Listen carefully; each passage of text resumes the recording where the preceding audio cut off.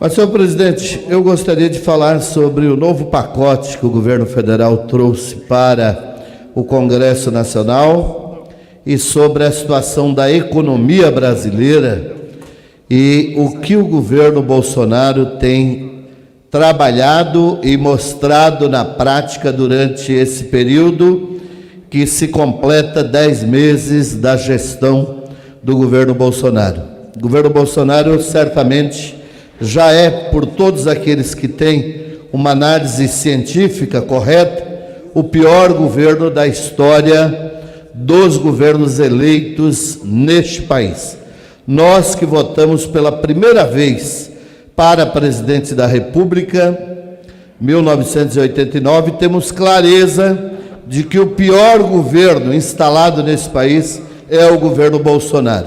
É o governo da mentira, da fake news, que faz declarações sem nenhum compromisso com a verdade, com a sociedade, que tem em seus filhos uma questão que envergonha este parlamento, este país. E ontem eu ouvia um colega aqui falar, inclusive, sobre o leilão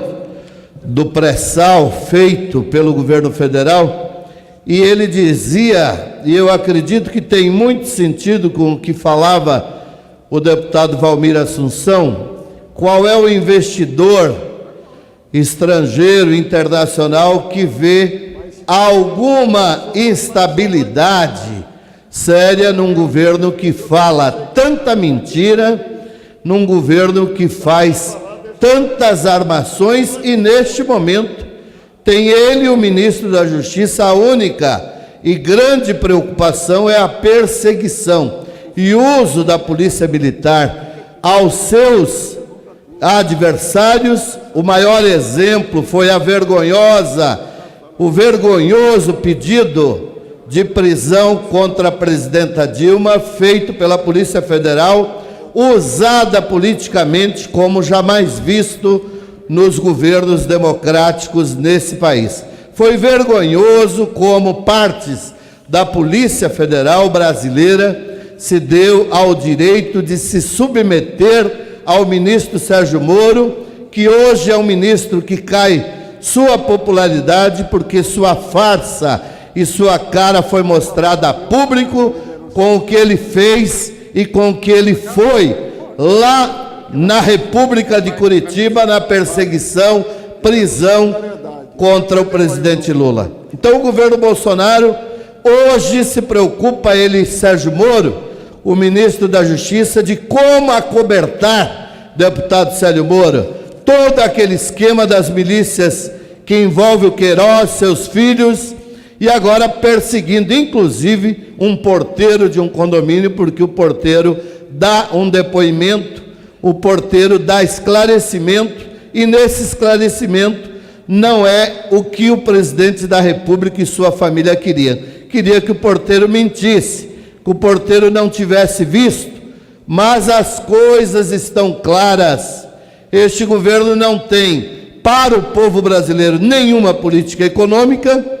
Esse governo é um governo que envergonha todos os economistas sérios desse país, e as únicas medidas que ele apresenta é aquelas para tirar direito,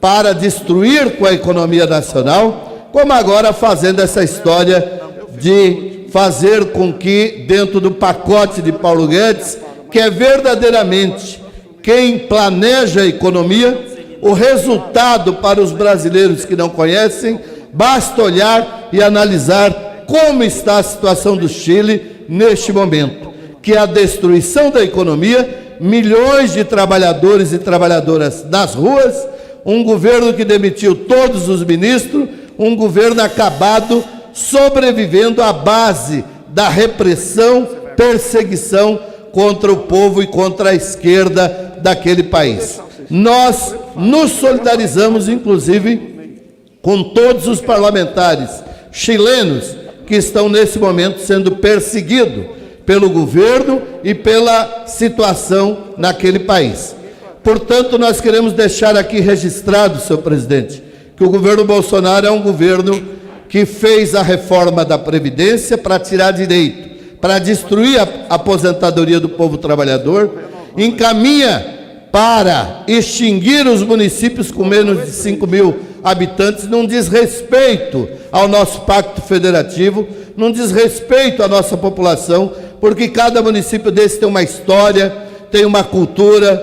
tem um projeto, e nós não podemos admitir e pensar que isto é alguma solução para a economia brasileira. Portanto, nós precisamos voltar este país a fazer e a ter uma política econômica nacional que valorize o povo brasileiro e que a economia volte a crescer. Mas não há dúvida nenhuma, e eu já disse nessa tribuna e repito, com este presidente e com Paulo Guedes no Ministério da Economia, não terá nenhum projeto alternativo para esse país, para o povo brasileiro e para a economia nacional. Com este governo, nós só teremos mais desemprego, mais miséria, como estão os dados hoje em todos os jornais durante essa semana, do aumento da miséria, da pobreza em nosso país. Por isso, a oposição nesta casa não se curvará a denunciar os desmandos deste governo